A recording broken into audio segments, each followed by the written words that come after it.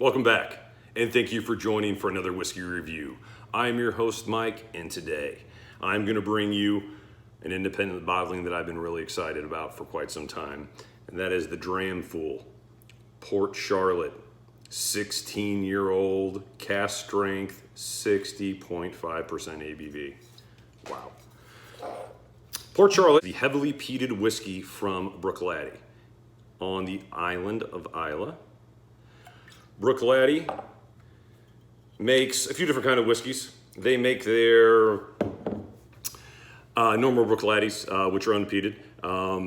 Scottish barley, 10-year-old black art, if you guys are familiar with any one of those. I've actually brought you two black arts, and I actually just picked up a third one. I picked up 5.1, so I'll bring that to you guys here shortly, a 24-year-old. But they'll do an unpeated version, Bruichladdich, and then they'll do a heavily peated version, their Port Charlotte, and then finally they'll do their super heavily peated, which is the Octomore. Also got a 10-year-old, so I'll bring that to you guys as well. Now, I'm not exactly sure what the ppm level on this particular one is. I would assume it's the same as the rest of the Port Charlottes. I will try to do some research and figure out about what the ppm level is on this bottle, and if I can find it out, I'll put it right here. All right, so this is another bottle I was able to pick up from an independent bottler called Dramfool. Don't know a ton about Dramfool. I was just searching around on the internet trying to find different kind of whiskeys. This just popped up in my search feed. Looked at it, was able to pick up this bottle for about 190 bucks plus shipping, and I said, you know what? I got to give it a try. 16 years old, single cask, 60.5% ABV, which seems high for a 16-year-old. Maybe I'm completely wrong about that, but let me try to tell you some of the other facts about it. So 16 years old, ex-bourbon barrel, just a single cask. It was filled in June of 2002 and bottled in July of 2018. So, just 16 years in 1 month or 16 years in less than a month. It is bottle number 53 of 221. So only 221 total bottles made. Besides this one, only 220 bottles available in the world. Natural color, unchill filtered, just the way we like it. And you can tell I've kind of gotten to know this bottle. I've had it here for probably 3 or 4 months.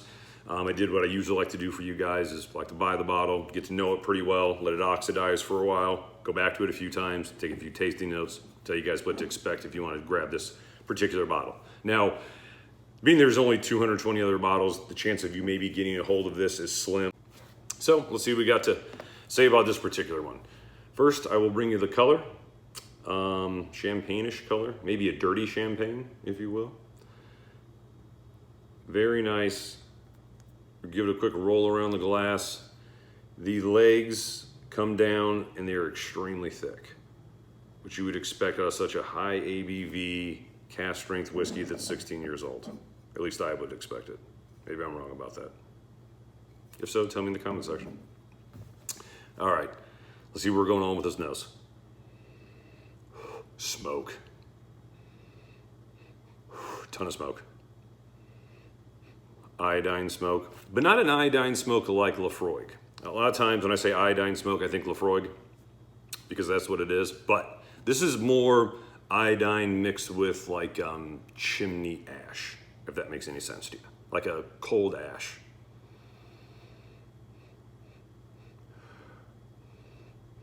All right, now let's open up a little bit.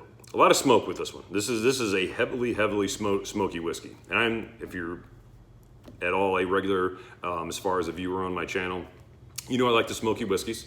So when I say this is incredibly smoky, believe me, this is a punch. But now that smoke's kind of fading back a bit. I'm getting lemon. Nice little sugar too, like a dark, I'd say a dark sugar. Let me try to describe that better. Like here in the States, we have something called sugar in the raw. I put it in my espresso every morning, but it's a very rich. If you take a few of the granules from the pack and put them in your mouth, it's a very rich sugar. It's not like the flowery white sugar you see most of the time. Very rich dark sugar. So aside from that, I'm also getting maybe a little bit of honey. Sometimes sugar and honey kind of go hand in hand with me. Usually the honey I say is like a sweeter sugar. So you can say sweet sugar or you can say honey. Yeah, but iodine is so medicinal, so nice, and so smoky.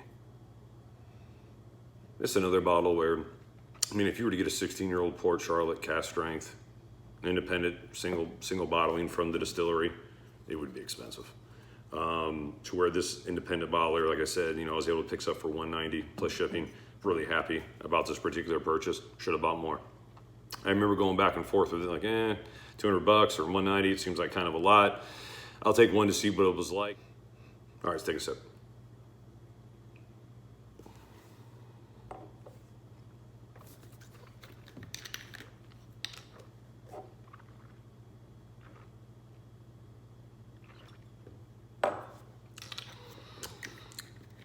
Very medicinal on the palate. And the smoke is almost a peppery smoke, which they get kind of like in Taliskers, but a strong medicinal peppery smoke. Then there's that lemon, maybe a little bit of orange rind, honey, almost like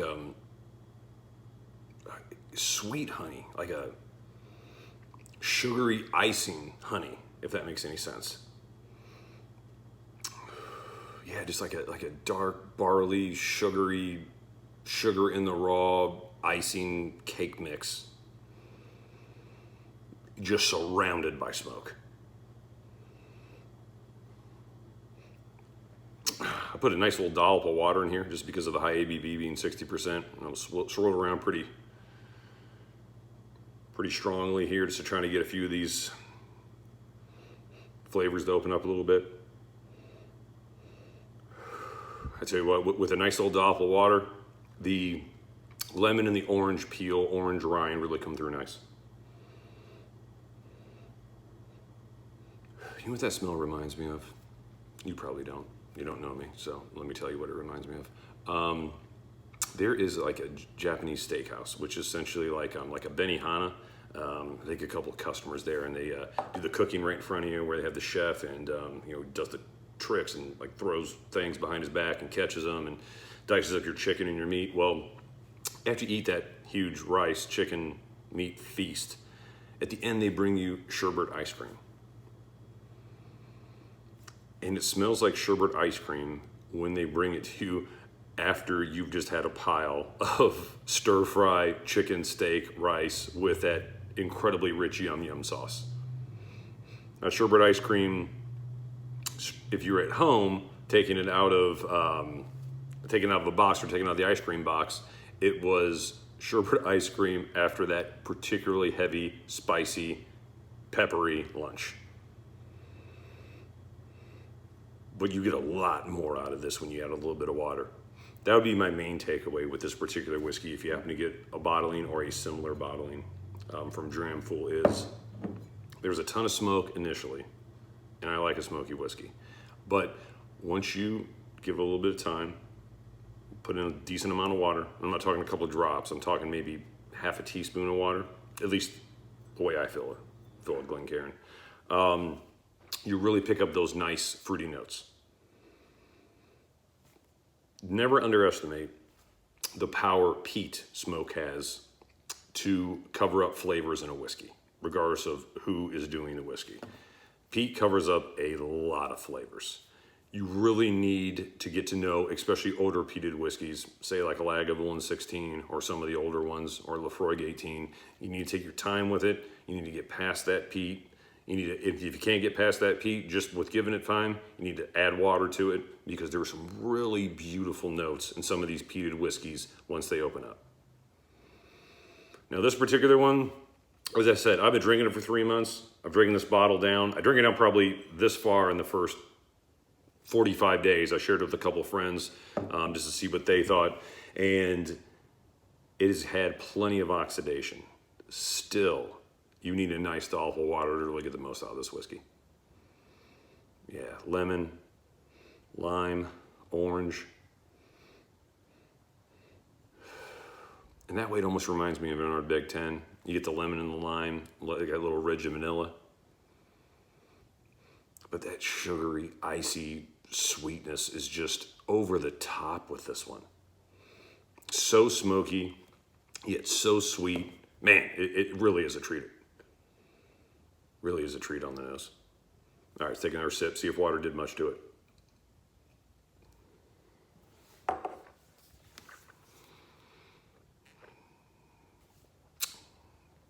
Lemon meringue pie. It reminds me of that. Lemon pie. Or maybe lemon a la mode. Any of those type of pies. Especially with a little bit of whipped cream on top for the sweetness. Man, that is what I'm getting. This is just... I want to use the word dessert.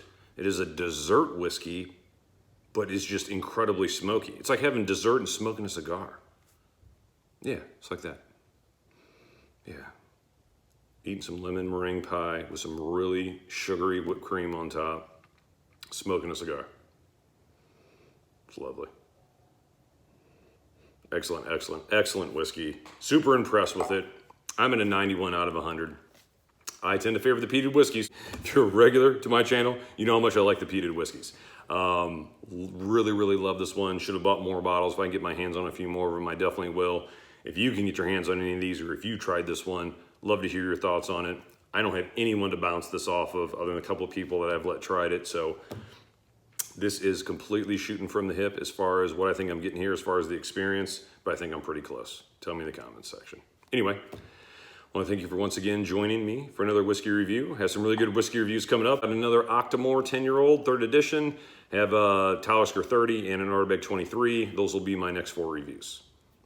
Until next time, I will see you in the comments section, and I wish you happy drinking.